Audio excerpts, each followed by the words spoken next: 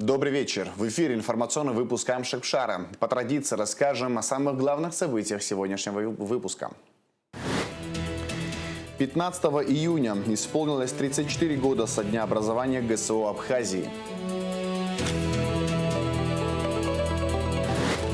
3 концерта лауреатов конкурса «Лаборатория Лисы Гицва» пройдут в Абхазии с 15 по 18 июня.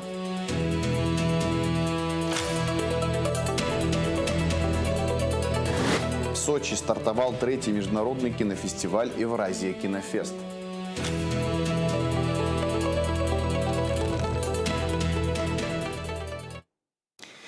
«15 июня исполнилось 34 года со дня образования ГСО Абхазии. Руководство и личный состав возложили цветы в столичном парке славы к мемориалу погибшим в Отечественной войне народа Абхазии.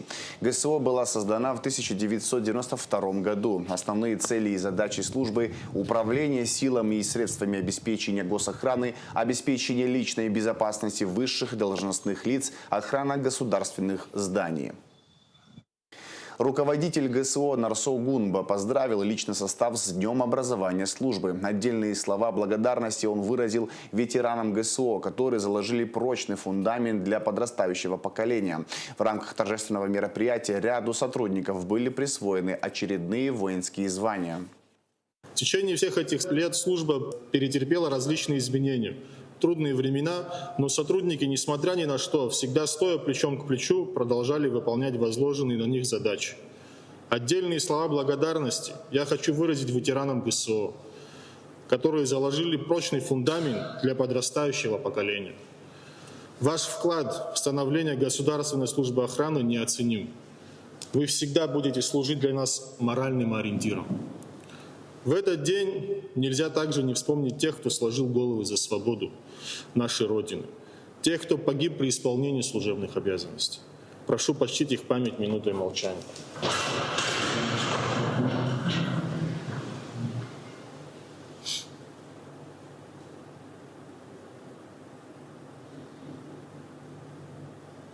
Прошу садиться. Хочу поблагодарить вас, дорогие коллеги, за ежедневный труд, ответственный подход к выполнению служебных обязанностей. Преданность делу. Именно такие качества всегда отличали сотрудников ГСО. Желаю вам и вашим семьям крепкого здоровья, благополучия и мирного неба над головой. С праздником, товарищи офицеры! Указ о присвоении Хашиг Анжеле Рудольфовне очередного воинского звания полковник.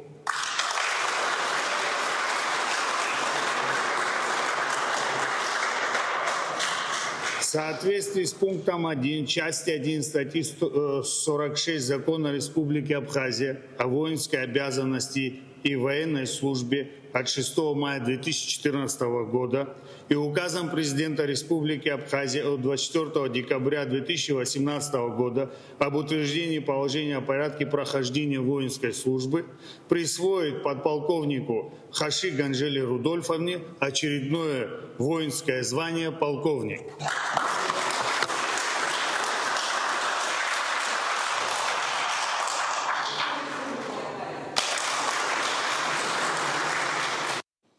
Вице-премьер Джансух Нанба провел первое заседание комиссии по реализации государственной программы «Поддержка малого и среднего предпринимательства» на 2026-2028 годы. Объем финансирования программы составляет 1 миллиард 500 миллионов рублей по 500 миллионов на каждый год.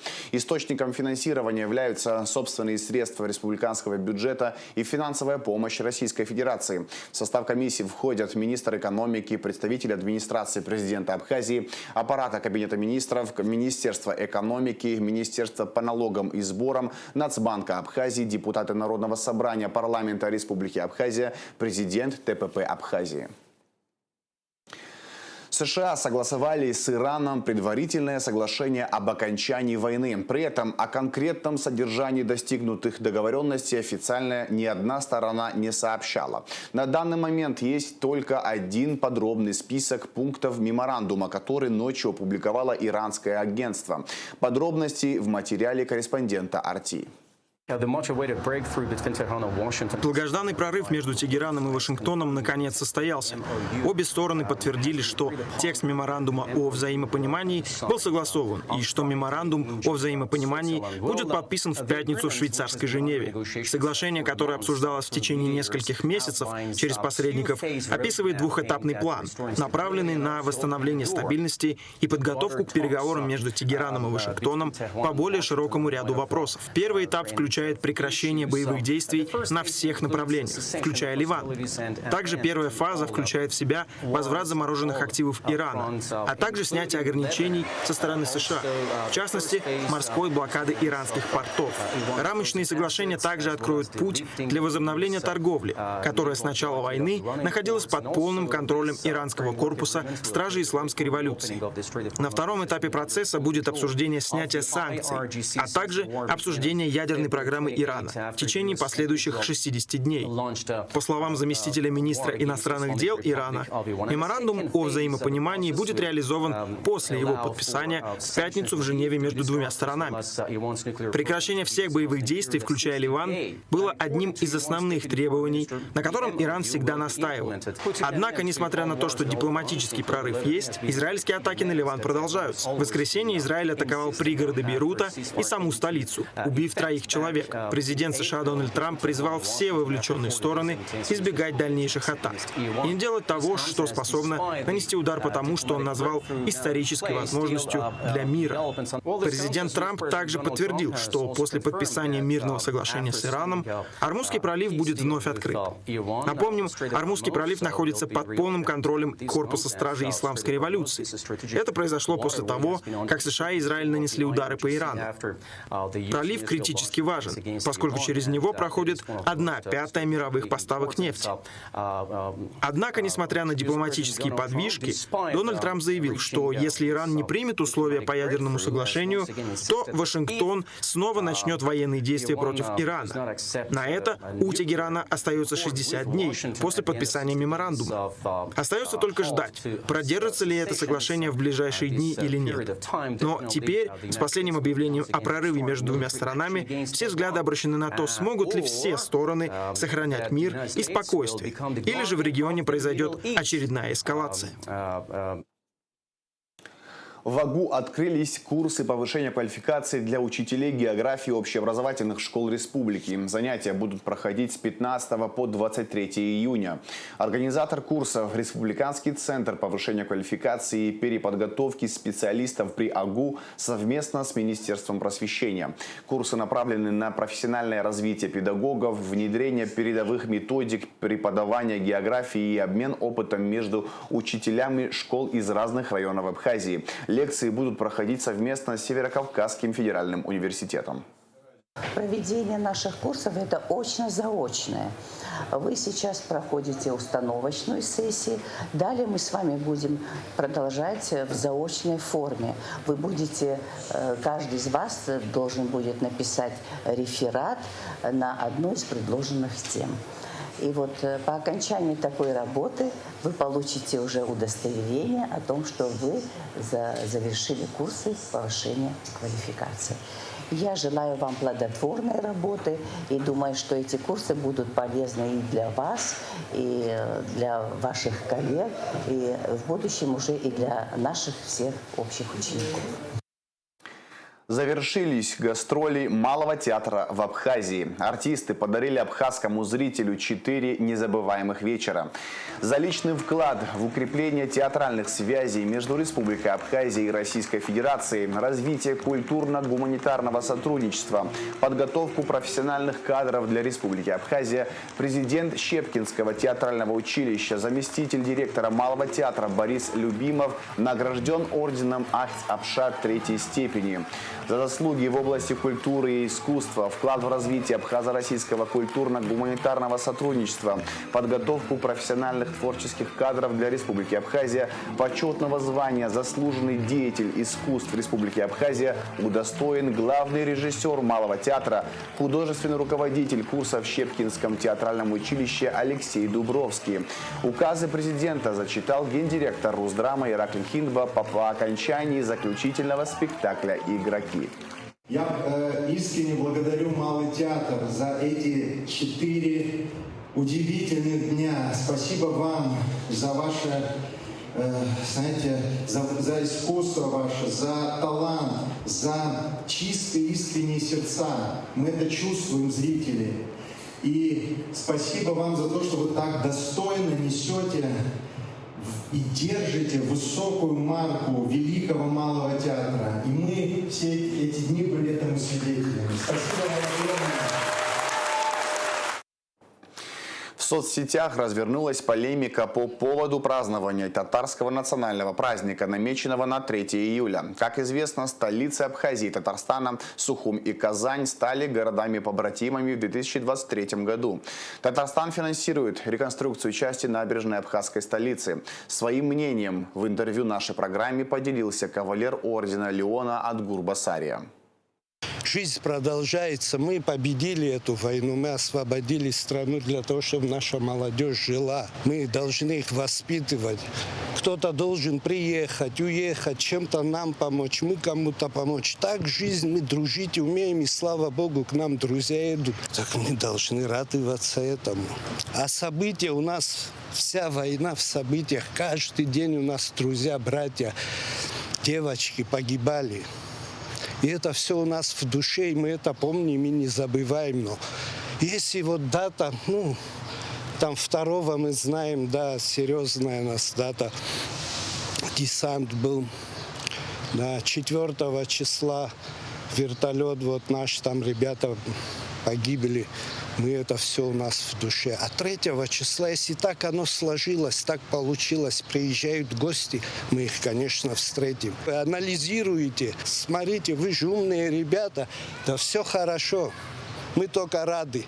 А все остальное у нас здесь есть. Мы можем никому даже наши горе не показать. Ну и жить дальше. 3 концерта лауреатов конкурса «Лаборатория Лисы Гицба» пройдут в Абхазии с 15 по 18 июня. Этими концертами 4-й конкурс завершит свою работу. Пресс-конференция организаторов конкурса прошла в Сухуме. Репортаж Налы Чкинджери. В конкурсе «Лаборатория Лисы Гицба» участвуют люди, которые умеют общаться пением. 3 концерта ожидают жителей и гостей республики. Завершающий этап 4-го международного конкурса пройдет в 3 городах нашей страны. В программе прозвучит вечная классика. Зрители смогут насладиться сценами и ариями из опер русских и зарубежных композиторов. Самые яркие этапы конкурса проходят в Абхазской филармонии. Нам это очень приятно, потому что мы понимаем, как важно для организаторов место проведения того или иного мероприятия. А для нас это еще одна такая возможность погружения в музыку. И следим потом, когда конкурс уезжает из Абхазии, следим за тем, что происходит за пределами Абхазии. Радуемся их концертам, тому восторженному отклику, с каким принимают конкурсантов. Конкурс «Лаборатория Лисы Гицба» зародился в 2022 году. Год назад в очном прослушивании участвовало более 250 музыкантов из 8 стран. По итогам нескольких туров лауреатами стали 18 исполнителей в 3 основных номинациях. Лучшие из них будут радовать своим исполнением местных слушателей. А почему именно они стали лауреатами? Ведь строгое жюри не дает никому никакой возможности как-нибудь там, кого-то протянуть своего. У нас, кстати, в нашем положении прописано, что если, например, у члена жюри его студент участвует в конкурсе, то член жюри об этом говорит громко, во всеуслышание: это мой студент, я за него не голосую. То есть мы не имеем права голосовать за тех людей, с которыми мы занимаемся. В сентябре месяце наши ребята примут участие в спектаклях Башкирского театра оперы и балета и Самарского театра.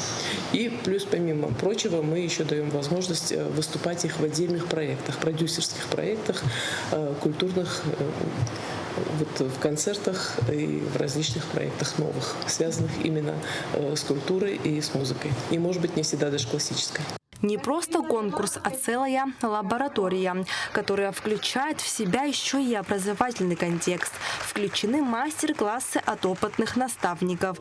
Конкурс, который имеет статус международного, объединяет музыкантов и оперных певцов.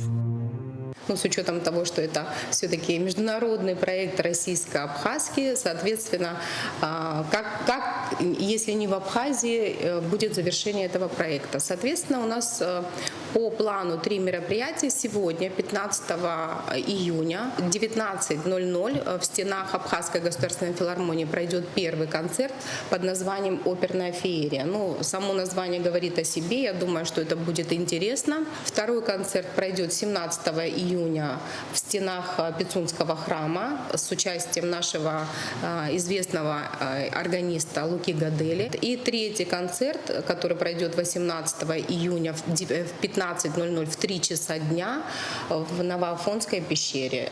Акустика, атмосфера, все это, я думаю, что будет интересно не только жителям Абхазии, но и гостям нашей республики. География проекта обширна. От Абхазии, России и не только. Также проект постоянно трансформируется. Начинался он как вокальный, продолжился как инструментальный. И в этом году пополнился ансамблевой номинацией. Проект реализуется при поддержке Президентского фонда культурных инициатив России и правительства Абхазии. Нала Чхинджерия, Цаурлиев, Абхазское телевидение. В Сочи стартовал 3-й международный кинофестиваль «Евразия Кинофест». Черноморское побережье буквально превратилось в центр притяжения мировой культуры, приняв делегации из 53 государств. В летнем театре собрались не только ведущие деятели кино и музыки, но и авторитетные представители политики, бизнеса и медиаиндустрии. Среди них и делегация Абхазии. Яркие огни, вспышки софитов и атмосфера большого праздника. Сочи вновь принимает главных действующих лиц евразийского кинематографа. Торжественные мероприятия начались с традиционного дефиле. Красную дорожку, встретившую гостей со всего мира, открыл известный российский продюсер Сергей Новожилов. Среди почетных гостей фестиваля представительная делегация из Абхазии. В ее составе руководитель отдела кинематографии Министерства культуры Теймур Астания, продюсера ГТРК, советник президента республики Бела Агрба, а также ведущая солистка Абхазской государственной филармонии имени Раждена Гумба Альдона Цкоа. Именно голос Абхазии стал одним из главных украшений церемонии открытия. Для оперной певицы Альдоны Цкоа это первый опыт участия в Евразия Кинофест. Своим вокалом исполнительница буквально покорила многотысячный летний театр.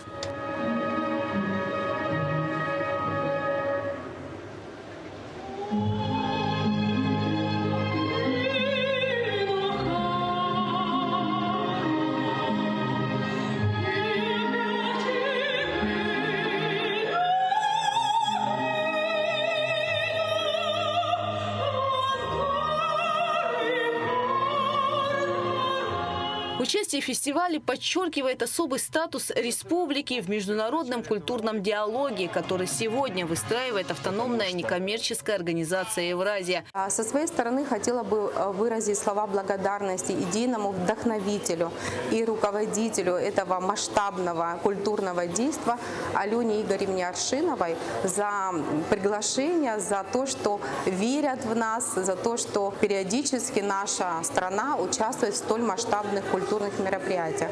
На мой взгляд, фестиваль «Евразия Кинофест» — это не просто культурное событие, это прежде всего своего рода мост дружбы между нашими странами, Республикой Абхазия и Российской Федерацией, и, соответственно, другими странами, которые принимают участие в столь масштабном культурном действии. Я первый раз на кинофестивале «Евразия», за что хочу поблагодарить за теплый прием и доверие, поблагодарить Беллу Станиславовну за инициативу и большую поддержку. Для меня большая честь быть частью такого масштабного культурного события. И для меня это не просто выступление, а представление нашей культуры. Познакомилась с потрясающими музыкантами, талантливыми ребятами. Я очень надеюсь на дальнейшее наше сотрудничество, теплое взаимодействие. Я думаю, что это принесет очень хорошие плоды. Третий международный фестиваль «Евразия Кинофест» продлится продлится в Сочи до 19 июня. Программа этого года особенная. В ее фокусе сохранение исторической правды, популяризация национального наследия и поиск образа современного героя. Организаторы уверены, фестиваль поможет не просто заявить о себе молодым талантам, но и пробудит у зрителей живой интерес к истории своих стран. Впереди участников и гостей фестиваля неделя плотных кинопоказов, мастер-классов и творческих встреч. И судя по старту, абхазская культура на этой евразийской площадке еще не раз заявит о себе в полный голос. Гугуца Вардания, Абхазское телевидение. Лагерная смена послезавтра завершилась в Абхазии. В программе вечера подведение итогов смены, творческие выступления. Это гуманитарный проект благотворительного фонда «Страна для детей», направленный на социально-психологическую реабилитацию и адаптацию детей и семей, переживших травмирующие события. В первую очередь семей участников СВО и жителей новых регионов России. Проект направлен на создание безопасной и доброжелательной среды, где дети могут получить психологическую помощь, отдохнуть, набраться позитивных эмоций и укрепить семейные связи. На церемонии закрытия побывала Аэлита Арутюнян.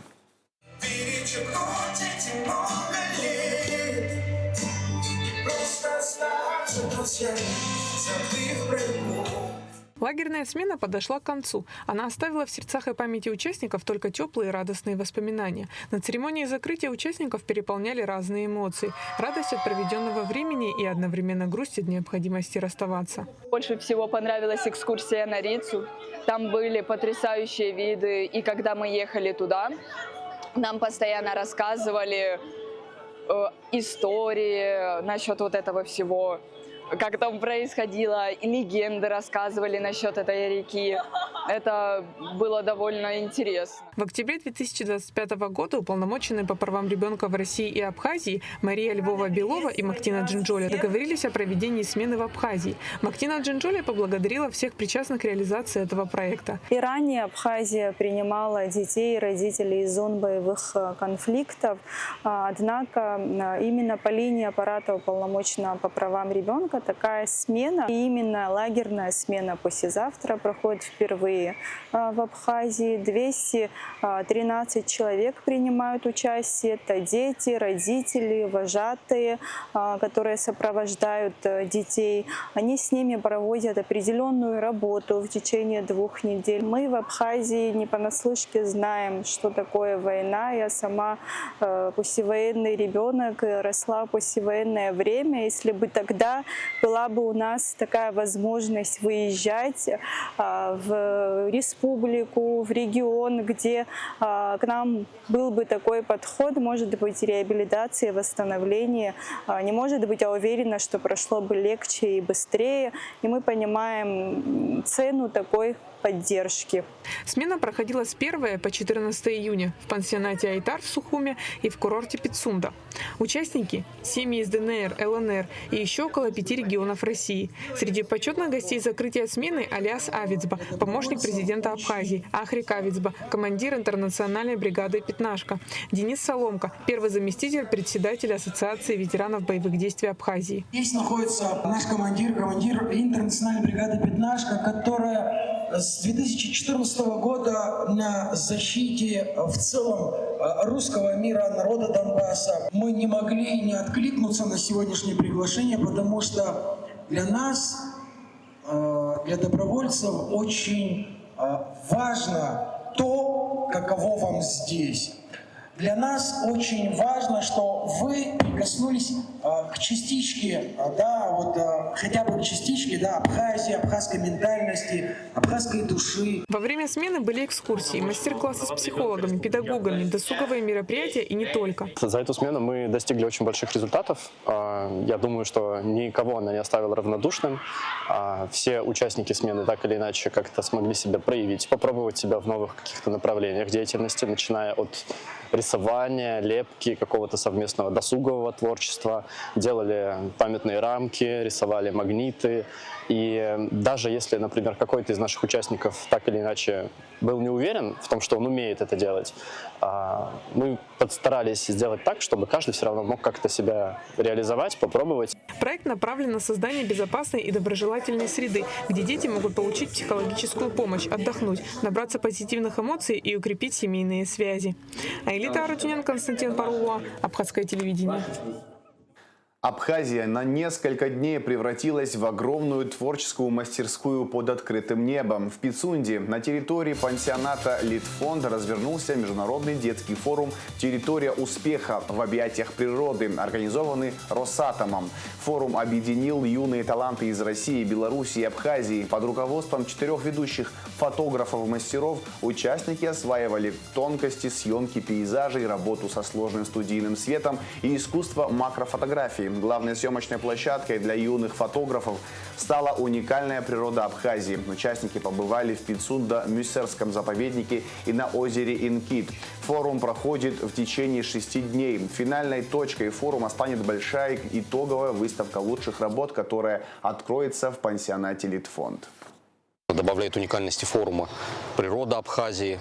Я до этого неоднократно был в Абхазии, и природа это действительно потрясающе. То есть ребята вот только-только приехали и уже вдохновились красотой Абхазии. В этом году набрали много новых ребят, которые еще не были на мероприятиях подобного формата.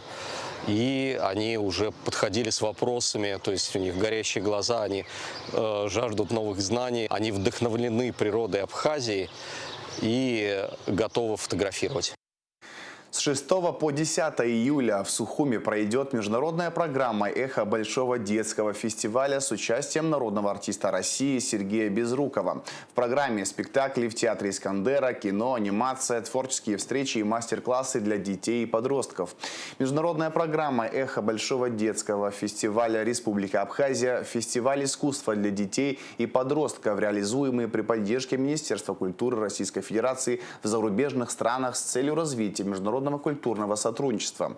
Программа реализуется при поддержке президента Республики Абхазия. Для жителей и гостей Абхазии подготовлена насыщенная программа: спектакли, лауреаты, кино и анимация для семейного просмотра, встречи с современными авторами, мастер-классы для детей и подростков от ведущих педагогов. В театральной афише 7 показов 5 спектаклей из Москвы, Воронежа, Нягани и Омска.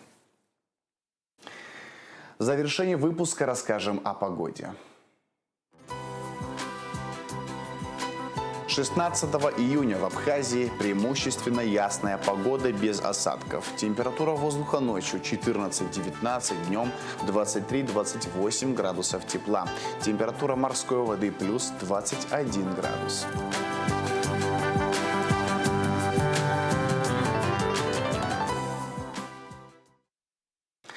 На этом информационный выпуск Амшикшара подошел к концу. Всего хорошего, до новых встреч!